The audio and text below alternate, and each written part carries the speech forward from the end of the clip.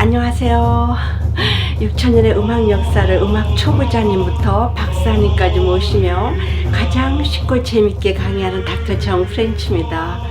그동안 외국에 있었고 집에 오자마자 지독한 독감에 걸려서 목소리를 완전히 잃었다가 겨우 되찾았습니다. 가끔 제 목소리가 어눌해도 이해해 주시기 바랍니다. 일부 강의에서 6천년 전 인류의 문명과 함께 음악이 어떻게 시작이 되었는가 자세히 강의해 드렸으며, 오늘 강의는 파란만장하고 재미난 로마 시대와 중세기로 이어집니다. 이 세상에 공짜 없죠?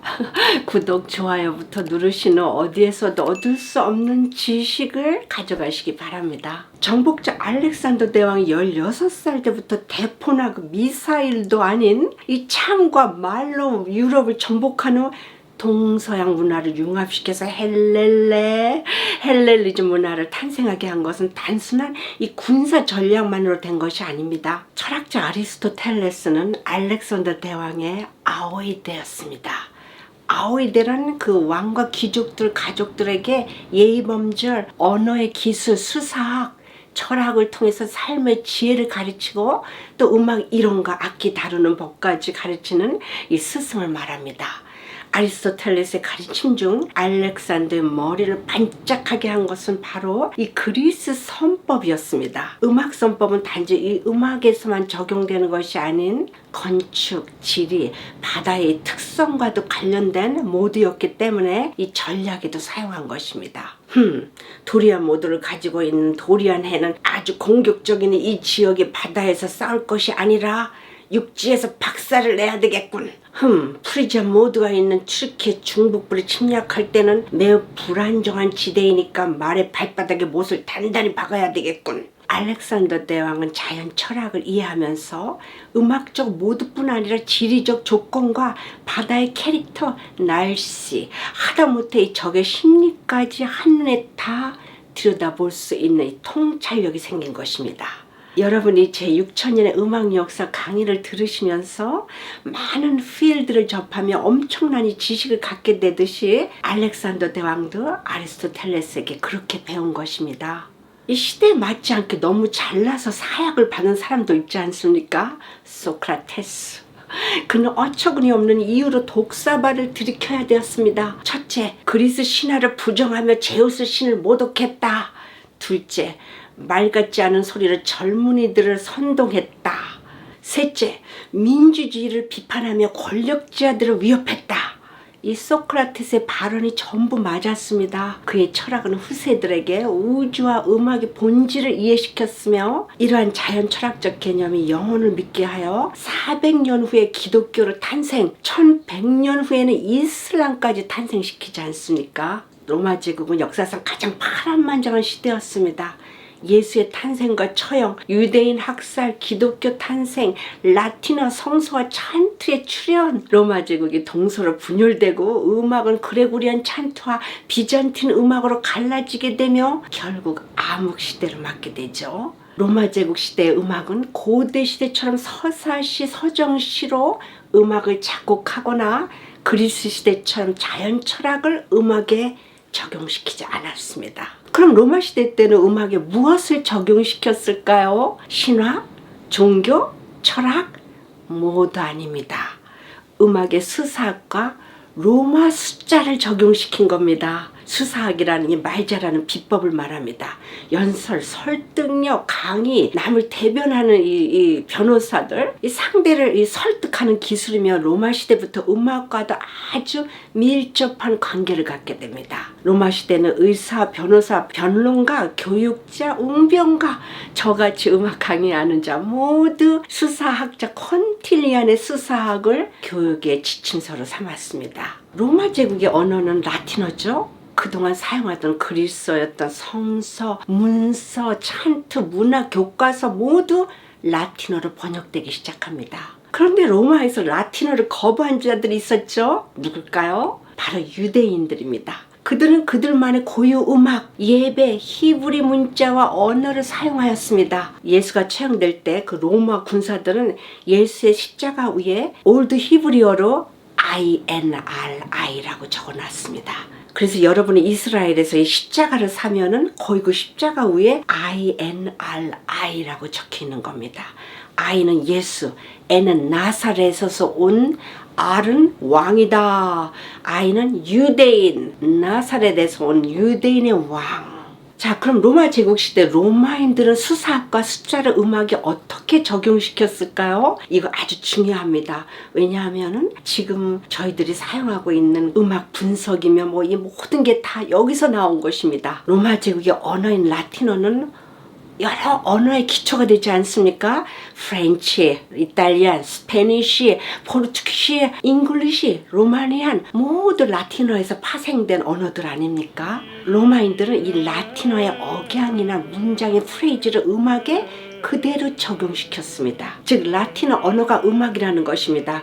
그래서 중세기 그 그레고리안 찬트는 전부 라틴어로 되어 있어요. 경상도 사람, 전라도, 충청도, 제주도, 북한 사람이 노래를 부를 때 이 사투리 쓰시는 거 보셨습니까?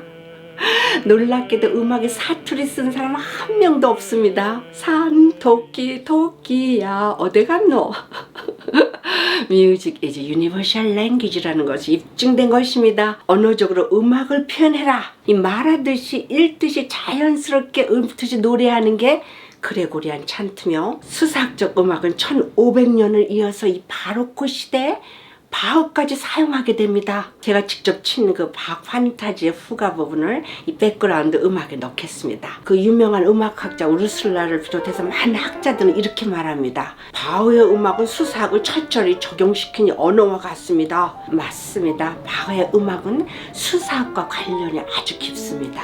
바흐는 라이프치히 재임 기간 중 학생들에게 라틴어를 가르친 적이 있으며 콘틸리안의 그 수사학적 저서를 교재로 사용했습니다. 학생들에게 음악을 수사학적으로 작곡하도록 권장한 것이죠. 이성으로 된 것은 인벤션, 삼성으로 된 것은 심포니아, 사성으로 된 것은 후가, 그 이상 성부로 된 찬트는 언어라는 뜻을 가진 모텟, 각 성부를 각각 그 언어처럼 표현하며 서로 주고받으며 음률이 여러 방향으로 이렇게 흐르게 한 것입니다. 그리스 시대 연설할 때 클랩시드라를 사용했다 하고 강의해드린 적이 있죠.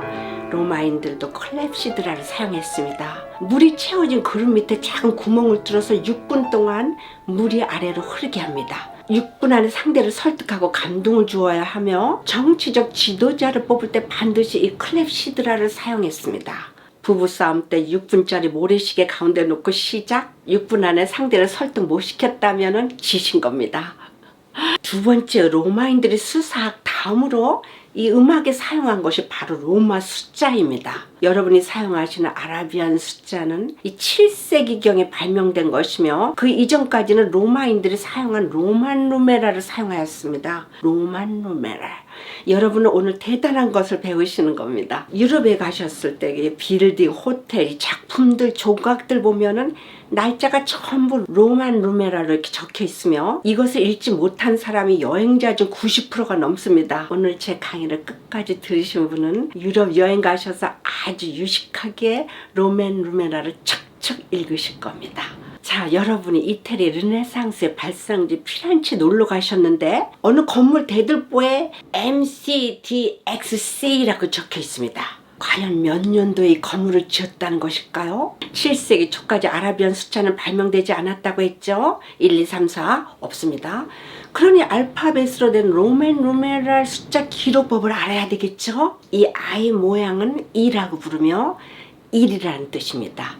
이 I가 두 개 있으면 2, 그리고 V는 5, 5개, X는 10, L은 50, C는 100, D는 500, M은 1000입니다. 이렇게 숫자가 모두 단위로 되어 있죠. 모두로 만든 것입니다. 여기서 꼭 기억하셔야 할 것은 여러 숫자를 읽을 때 작은 숫자가 먼저 나오면 뒤에 숫자에서 빼야 합니다. 자, 그럼 MCDXC는 과연 무슨 숫자를 의미할까요? 함께 풀어보겠습니다. M은 1000, 그 다음 CD는 각각 100과 500을 의미하죠. 그런데 작은 숫자가 먼저 나왔으니까 그 뒤에 500에서 100을 빼서 400입니다.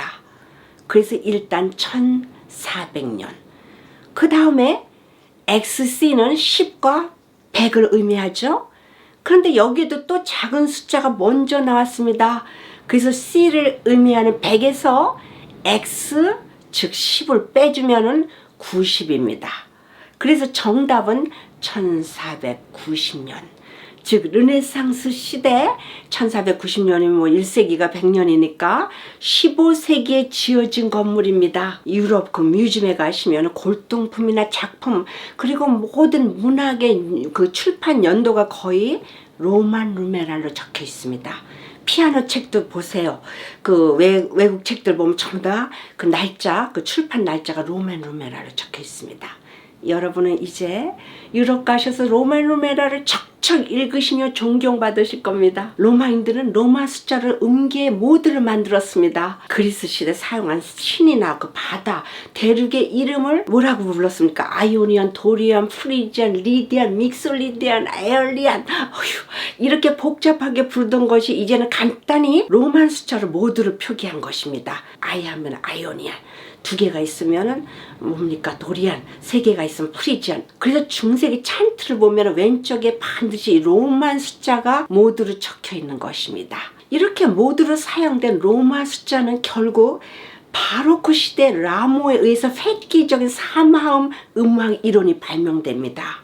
이 로마 시대 음악 이론이 중세기와 바로크 시대에 엄청난 영향을 준 것입니다. 로마 제국이 망한 것은 바로 기독교를 국교로 만든 테오도시우스 황제의 치명적인 실수였습니다. 그는 두 멍청한 아들에게 로마 제국을 동서로 나눠서 재산 분배를 했고 마시자 먹자 흥청망청하면서 이 선오바는 비틀거리다가 결국 얼마 못 가서 게르만족들에게 망하고, 이 게르만족 속에 또 이 기독교를 개종한 프랑크족들이 이 교황제도를 만들지 않습니까? 그래서 1000년 이상 교회가 곧 권력이다. 중세기 때는 캐톨릭 교회보다 동방 정교회가 더 우세했으며 이 화려함은 극치를 달했습니다. 이 화려한 순금을 사용한 해기와 그라픽 그림들과 이 금으로 그린 세인트들, 온갖 보석으로 교회를 장식했죠. 그래? 동방 종교회들이 천장과 금을 처발랐다고? 우리도 업그레이드 하자. 캐톨릭 교회들도 질 수 없다며 그레고리안 1세, 2세, 3세 쭉 이어지며 수도원을 엄청난 수준으로 업그레이드 시킵니다. 스스로 생산하게 만든 것입니다. 직접 살림하고 약초들을 공부해서 직접 수도원에 약방을 차렸으며 수학, 건축학, 천문학, 엔지니어링을 공부시켜서 모나스트리 건물을 직접 짓고 토목공학, 수리학으로 다리를 놓으며 그레고리안 찬트로 캐톨릭 교회를 통일시키고 길에 버려진 고아들은 마구 잡아다 스콜라 칸트룸에 집어넣고 강행군 음악 공부를 시킨 겁니다. 로마 시대 음악 역사에 네로 황제를 빼놓을 수 없죠. 마케도니아의 알렉산더 대왕이나 로마의 네로 황제, 프랑스의 루이 14세, 스페인의 카를 5세, 영국의 조지 3세 모두 실제 통치는 16살의 왕이나 황제를 즉위하면서 시작하지 않았습니까? 이들의 공통점이 무엇일까요? 일찌감치 음악 교육을 받은 것입니다. 왕의 스승인 아오이데아는 음악이 인간의 정신에 미치는 영향을 잘 알고 있었기 때문에 난폭한 군주가 되지 않게 정신 수양을 음악 공부를 시킨 겁니다. 그래서 고대부터 왕들이 음악에 뛰어난 음악가들인 것입니다. 이 네로 황제 하면 뭐가 떠올리십니까? 아주 나쁜 황제 아이콘입니다. 근데 사실 그는 훌륭한 음악가이자 인정이 아주 많은 황제였습니다. 로마가 불타고 있을 때 그는 리라를 두들기며 신나게 기쁜 노래를 불렀다. 전부 이렇게 말하는데 사실과 다릅니다.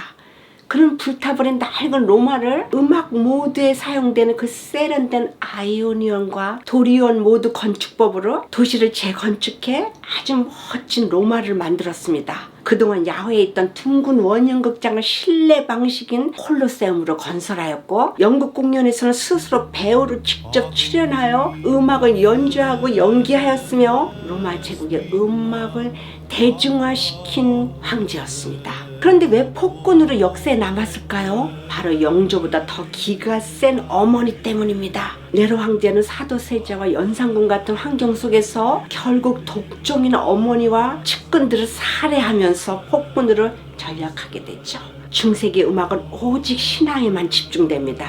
중세기 때 어느 수도승은 가사에 집중하지 않고 아름다운 그 멜로디에 유혹당했다며 매듭이지는 밧줄로 자신을 채찍질한 기록이 있습니다. 그 영화 다빈치 코드에도 나오지 않습니까? 수도승이 자기를 막 채찍질하는 거.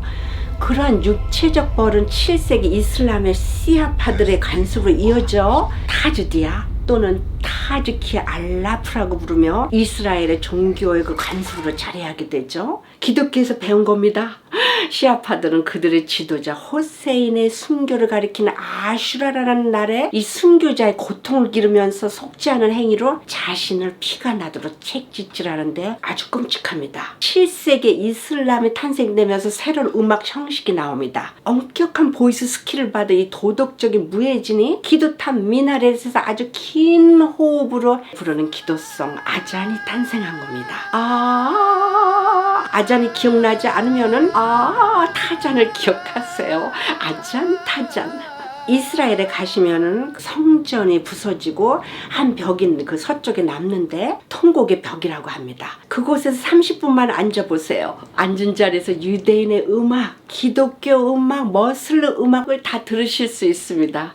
역사가 그렇게 만든 것이죠. 음악은 이렇게 6,000년 전 고대 메소포타미아 문명부터 지금까지 종교, 정치, 철학과 맞물려 끊임없이 발달되어 왔습니다.